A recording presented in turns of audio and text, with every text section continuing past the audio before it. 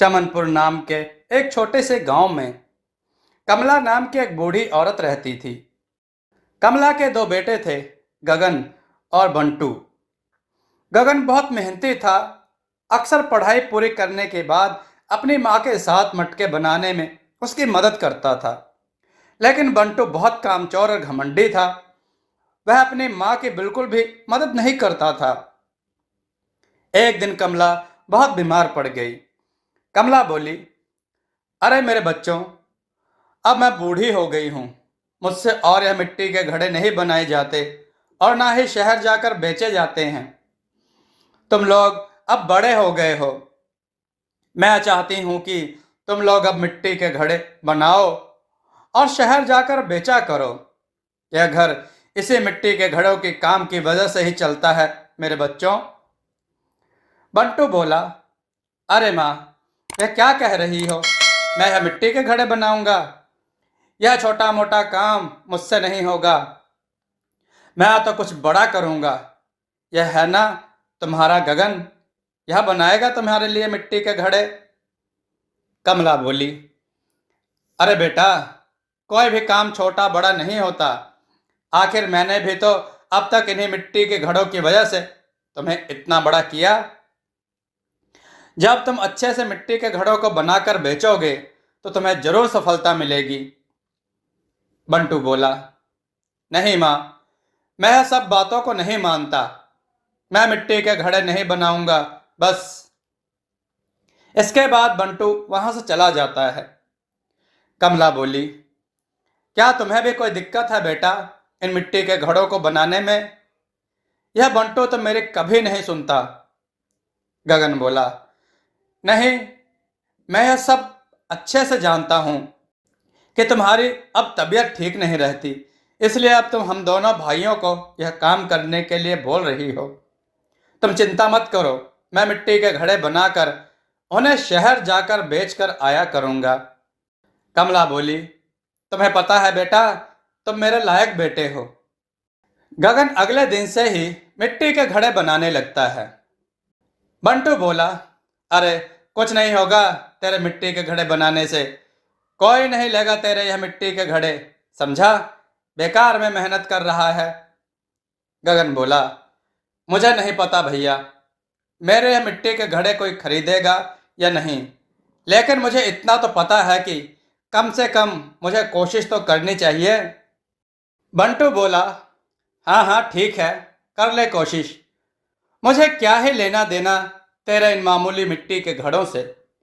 इसके बाद बंटू वहां से चला जाता है। अगले दिन गगन अपने रंग बिरंगे मिट्टी के घड़ों को अपने ठेले पर रखता है और शहर की ओर चल देता है। जब वह जा ही रहा होता है तो रास्ते में उसे एक औरत मिलती है। औरत बोली, अरे ओ भाई, यह मिट्टी के घड़े तुमने बनाए हैं? वैसे तो हर रोज इस रास्ते से एक बूढ़ी अम्मा मिट्टी के घड़े लेकर गुजरती है। गगन बोला, जी हाँ, जो औरत हर रोज मिट्टी के घड़े लेकर यहाँ से गुजरती है वह मेरी माँ है। अब उनकी तबीयत ठीक नहीं रहती, इसलिए अब मैं ही मिट्टी के घड़े बनाया करूंगा और शहर लेकर जाया करूंगा। औरत बोली, अच्छा ठीक है, मुझे भी एक मिट्टी का घड़ा दे दो। गगन उसे अपना सबसे पसंदीदा घड़ा देता है। औरत बोली, मेरे पास अभी पैसे तो नहीं हैं भाई। गगन बोला, कोई बात नहीं बहन, तुम इसे रख लो। यह मेरे हाथ का पहला बनाया हुआ घड़ा है। जब तुम्हारे पास पैसे हो जाएं, तब तुम मुझे दे देना। औरत बोली, तुम्हारा बहुत बहुत धन्यवाद भाई। इसके बाद वह औरत वहां से चली जाती है। गगन आवाज लगाते हुए बोला, मेरे प्यारे देशवासियों, मिट्टी के घड़े ले लो, रंग बिरंगे और सुंदर सुंदर घड़े ले लो। लेकिन पूरा दिन बीत जाता है और गगन का एक भी घड़ा नहीं बिकता है। गगन शाम को बड़ी उदासी के साथ अपने घर लौटता है। कमला बोली, अरे आ गया मेरा बच्चा, क्या हुआ, इतना उदास क्यों है? गगन बोला, माँ, मैंने इतनी मेहनत से सारे मिट्टी के घड़े तैयार किए, लेकिन आज इनमें से एक भी घड़ा मेरा बिका नहीं। सब लोग आते और मेरे घड़ों को देखते, लेकिन कोई भी खरीदता ही नहीं। कमला बोली, तो क्या हुआ बेटे, कल बिक जाएंगे। इतनी जल्दी उदास नहीं होते। मुझे तुम पर पूरा विश्वास है मेरे बच्चे।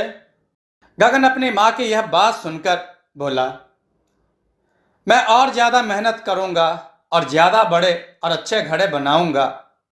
फिर वो घड़े लोगों को जरूर पसंद आएंगे। अगले दिन गगन फिर से घड़े बनाता है और इस बार उन सभी घड़ों पर सुंदर सुंदर चित्रकारी भी बनाता है। अगली सुबह गगन फिर सभी घड़ों को अपने ठेले पर रखता है और शहर की ओर चल देता है। शहर जाते हुए उसे वह औरत फिर से मिलती है। औरत बोली, भाई, तुम्हारे हाथ का बनाया हुआ घड़ा वाकई में बहुत पसंद आया। तुम मुझे एक और घड़ा दे दो, लेकिन आज भी मेरे पास पैसे नहीं हैं। गगन बोला, क्या सच में तुम्हें मेरे हाथ का बनाया हुआ घड़ा पसंद आया? कोई बात नहीं, तुम आज भी मुझसे घड़ा ले सकती हो। वह एक घड़ा उस औरत को देता है। उसके बाद गगन शहर पहुंचकर जोर जोर से चिल्लाने लगता है, मेरे प्यारे देशवासियों, घड़े ले लो, सुंदर सुंदर रंग बिरंगे घड़े ले लो। तभी गगन के पास एक आदमी आता है। अरे ओ भाई, बड़े रंग बिरंगे घड़े बेच रहे हो, जरा एक घड़ा देना तो। गगन बोला, हाँ हाँ, क्यों नहीं, अभी देता हूं, यह लीजिए। आदमी गगन से वह घड़ा लेता है और बदले में कुछ पैसे देता है। गगन बहुत खुश हो जाता है और अपने घर जाता है। गगन बोला, देखो माँ, आज मेरे हाथ का बनाया हुआ एक घड़ा बिक गया। यह लो, यह पैसे तुम रखो। कमला बोली, अरे मेरे लाल, मैं जानती थी तेरी मेहनत बेकार नहीं जाएगी। यह पैसे तू रख, जब मुझे जरूरत होगी तो मैं तुझसे मांग लूंगी मेरे बच्चे।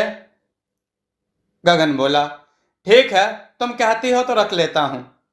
तभी वहां पर बंटू आ जाता है। बंटू बोला, माँ, मुझे थोड़े से पैसे चाहिए। मेरे दोस्त शहर जा रहे हैं, मैं भी उनके साथ जाना चाहता हूँ। कमला बोली, अरे क्या पागल हो गया है तू? तुझे यह नहीं दिखाई देता कि तेरी माँ अब मिट्टी के घड़े नहीं बनाती है? मैं तुझे पैसे कहाँ से दूं? एक तेरा भाई है जो दिन रात मेहनत करता, और एक तू है कुछ नहीं करता। बंटू को अपनी माँ की कही हुई ऐसी बातें बिल्कुल पसंद नहीं आती। बंटू बोला, ठीक है, पैसे नहीं है तो मत दे, लेकिन यह गगन गगन क्या लगा रखा है? मैं भी दिखाऊंगा कोई बड़ा और अच्छा काम करके, फिर मैं मांगूंगा पैसे। इसके बाद बंटू वहां से चला जाता है, लेकिन बंटू को यह बात बिल्कुल पसंद नहीं आई।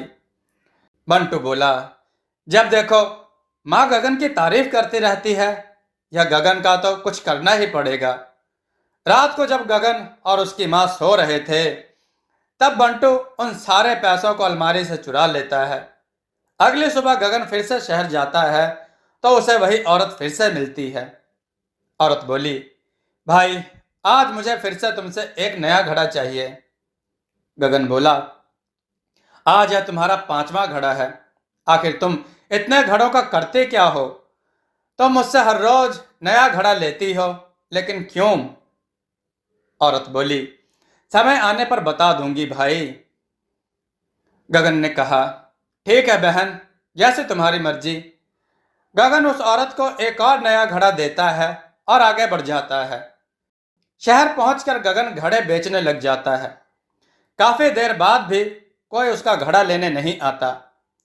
अब गगन रोज अलग अलग तरह के घड़े बनाकर ले जाता, लेकिन कोई भी घड़ों को नहीं खरीदता। गगन बहुत दुखी हो जाता है। उसके पास अब पैसे भी नहीं थे। गगन फिर अपने अलमारी में देखता है, जहां उसने अपने कमाए हुए पैसे जमा किए थे, लेकिन उसे मिलते नहीं वो पैसे। गगन बोला, ना जाने मेरे पैसे कहाँ चले गए, अब मैं क्या करूंगा? घर पर तो कुछ खाने का सामान भी नहीं है, माँ और भाई को क्या खिलाऊंगा? आदमी बोला, अरे ओ भैया, सुना है तुम रंग बिरंगे और सुंदर सुंदर मटके बनाते हो? हाँ, मुझे 500 मटके चाहिए, लेकिन सिर्फ कल सुबह तक ही चाहिए। बना सकते हो तो बोलो। गगन बोला, हाँ हाँ भाई, क्यों नहीं, मैं कल सुबह तक पूरे 500 मटके तैयार कर दूंगा। आदमी बोला, ठीक है भाई, तो मैं कल सुबह आता हूं। तुम अपने 500 मटके बनाकर रखना। इसके बाद वह आदमी वहां से चला जाता है, जिसके बाद गगन बड़ी मेहनत से रंग बिरंगे और चित्रकारी से भरे हुए मटके तैयार करने लग जाता है। वह 500 मटके बना लेता है। बंटू बोला, लगता है यह गगन कुछ करने जा रहा है। माँ के सामने फिर से अच्छा बन जाएगा। नहीं, मैं ऐसा नहीं होने दूंगा। रात को जब गगन और उसकी माँ सो रहे थे, तब बंटू गगन के बनाए हुए मटकों को तोड़ फोड़ देता है। अगली सुबह जब गगन उठता है, तो वह देखता है कि उसके बनाए हुए कुछ घड़े खराब हो चुके हैं। गगन बोला, अरे यह कैसे हुआ? अब मैं क्या करूंगा? एक अच्छा मौका था कुछ पैसे कमाने का। अब कैसे इतनी जल्दी इतने सारे घड़े बनाऊंगा? जिसके बाद गगन और दुखी हो जाता है, और उसके बाद गगन के पास वही औरत आती है जो हर रोज उससे मुफ्त में घड़े लिया करती थी। औरत बोली, इतने दिनों से मैं तुम्हें ढूंढती हूं, लेकिन तुम दिखते ही नहीं हो, इसलिए मैंने सोचा कि तुम्हारे घर ही आ जाती हूं। गगन बोला, क्या करूं मैं, कुछ दिनों से मेरा एक भी घड़ा नहीं बिकता, इसलिए मेरे पास पैसे भी नहीं थे। घर में बीमार माँ और भाई है। अब बेकार में चक्कर लगाने से क्या होता? एक अच्छा मौका मिला था 500 मटके बनाने का, लेकिन उसमें से आधे घड़े तो टूट चुके हैं। वह आदमी भी आता ही होगा। अब मैं क्या करूंगा? औरत गगन की यह बात सुनकर बोली, तुम दुखी क्यों होते हो भाई? चलो एक बार मेरे साथ चलो। गगन बोला, लेकिन कहां पर? औरत ने कहा, चलो तो सही, क्या पता तुम्हारी परेशानी का हल वहीं हो। गगन औरत के साथ चल देता है। औरत गगन को एक ऐसे घर में ले जाती है जहां पर बहुत सारे मिट्टी के घड़े रखे थे। अचानक से वो औरत एक बुढ़िया में बदल जाती है। उसके पास बहुत सारे घड़े होते हैं और जिसमें बहुत सारा सोना चांदी भरा हुआ होता है। यह सब देखकर गगन डर जाता है। बूढ़ी औरत बोली, डरो नहीं बेटा, मैं तुम्हें कोई नुकसान नहीं पहुंचाऊंगी। उस औरत का भी मेरा ही रूप है, और यह भी मेरा ही रूप है जो अब खत्म होने जा रहा है। गगन को कुछ समय नहीं आता। गगन बोला, यह क्या बोल रही हो बूढ़ी अम्मा? आप कैसे एक जवान औरत से बूढ़ी औरत में बदल गए? और आपके पास इतने सोने चांदी के भरे हुए घड़े कहाँ से रखे हैं? बूढ़ी औरत बोली, बताती हूँ बेटा, सब बताती हूँ। मैं भी तुम्हारी तरह पहले बहुत ही मेहनत और लगन से मिट्टी के मटके बनाया करती थी। एक दिन मेरे घर एक बाबा आए जो बहुत भूखे थे। मेरे घर में खाने को कुछ नहीं था सिवाय दूध और चावल के, इसलिए मैंने उनके लिए खीर बनवा दी। खीर को खाकर वह बहुत खुश हो गए। फिर उन्होंने मुझसे कहा कि मैं उनसे कोई दो इच्छा मांग सकती हूँ। मैंने पहली इच्छा उनसे मांगी कि मैं कभी लोगों के सामने बूढ़ी ना दिखूं, और दूसरी इच्छा मांगी थी कि मेरे घर में जितने भी घड़े हैं वह सब सोने चांदी से भर दें, और ऐसा ही हुआ। बूढ़ी औरत बोली, लेकिन फिर बाबा ने कहा, जब तुम्हारी उम्र पूरी हो जाएगी तो तुम अपने असली रूप में आ जाओगी, इसलिए इस दुनिया को छोड़कर जाने से पहले तुम यह सब एक ऐसे इंसान को दे देना जो तुम्हारी ही तरह मेहनत और लगन से काम करता हो, और जिसके हाथ से बनाए घड़ों में सोना रखने से वह दुगना हो जाए। बूढ़ी औरत ने कहा, इसलिए मैं जाकर गांव गांव से अलग अलग जगहों से मिट्टी के घड़े लेती हूँ, लेकिन जब मैंने तुम्हारा मिट्टी का घड़ा लिया और उसमें सोना रखा तो वह सचमुच में दुगना हो गया। इसलिए मैं तुमसे हर रोज एक नया घड़ा लेने लगी, और यह सोना दुगना होता चला गया। अब मेरी उम्र भी पूरी हो चुकी है और मेरे जाने का समय भी पूरा हो चुका है। इसलिए मैं तुम्हें यहाँ लेकर आई हूँ। गगन यह बात सुनकर हैरान हो जाता है। गगन बोला, लेकिन बूढ़ी अम्मा, मैं इतने सारे सोने का क्या करूँगा? मुझे इतने सोने चांदी की जरूरत नहीं है। बूढ़ी औरत बोली, मैं जानती हूँ बेटा, तुम्हें तो केवल इसमें से एक ही घड़ा लेना है, बाकी सब तो अपनी अपनी जगह पहुंच जाएंगे। गगन बोला, अपनी अपनी जगह मतलब कहाँ पर? बूढ़ी औरत ने कहा, मेरे मरने के बाद बाकी का सोना चांदी मेरे साथ ही चला जाएगा बेटा, और तुम्हारे पास जो सोने चांदी से भरा मटका रहेगा वह केवल तभी तक तुम्हारे पास रहेगा जब तक तुम कोई गलत काम नहीं करते। तुम इससे जरूरतमंद लोगों की मदद करना, जिससे यह सोना अपने आप ही दुगना होता चला जाएगा। गगन बोला, ठीक है, मैं ऐसा ही करूंगा। मैं इसका कभी भी गलत इस्तेमाल नहीं करूंगा और हमेशा गरीबों की मदद करूंगा। इसके बाद गगन वहां रखे मटकों में से एक सोने का घड़ा उठाता है और घर पर चला जाता है। घर आते ही बंटू उसे देख लेता है। बंटू बोला, अरे माँ, जल्दी आ, देख अपने लाडले को, लगता है किसी की चोरी करके आया है। इतना सारा सोना चांदी, रुक रुक, कहाँ से लाया है तो यह सब? गगन बोला, नहीं भाई, मैंने किसी के घर चोरी नहीं की है। कमला बोली, बेटा, मैं जानती हूँ कि तू कभी भी किसी के यहाँ चोरी नहीं कर सकता, लेकिन इतना सारा सोना चांदी तेरे पास आया कहाँ से? इसके बाद गगन अपनी माँ और अपने भाई को पूरी कहानी बताता है। कमला बोली, मैं ना कहती थी तो मेरा हीरा है, हीरा। यह तेरी मेहनत और लगन का ही फल है जो तुझे सोने चांदी से भरा हुआ यह मटका मिला। बंटू बोला, मुझे माफ कर देना भाई, मैंने ही तुम्हारे बनाए मटके खराब किए थे। मेरी वजह से तुम्हें कितनी परेशानी उठानी पड़ी। माँ हमेशा तुम्हारी तारीफ किया करती थी, जो मुझसे बिल्कुल भी बर्दाश्त नहीं होता था, लेकिन सच में मुझसे बहुत बड़ी गलती हुई है, मुझे माफ कर दो भाई। गगन बोला, कोई बात नहीं भाई, मुझे अब तुमसे कोई शिकायत नहीं है। अब हम दोनों भाई मेहनत करेंगे और पहले से ज्यादा अच्छे घड़े तैयार करेंगे। इस सोने चांदी से जरूरतमंद लोगों की भी मदद करेंगे। इसके बाद से ही गगन अपने गांव के सभी जरूरतमंद लोगों की मदद करने लगा और अपनी माँ एवं अपने भाई के साथ खुशी खुशी रहने लगा। दोस्तों, आपको यह कथा कैसी लगी? अपने विचार और सुझाव कमेंट में जरूर दें। हमारी कथाओं को लाइक करें, हमारे चैनल को सब्सक्राइब करना न भूलें। हमारी कथाओं को शेयर जरूर करें, जिससे लोगों को अच्छा ज्ञान प्राप्त हो। जय श्री राम भक्तों।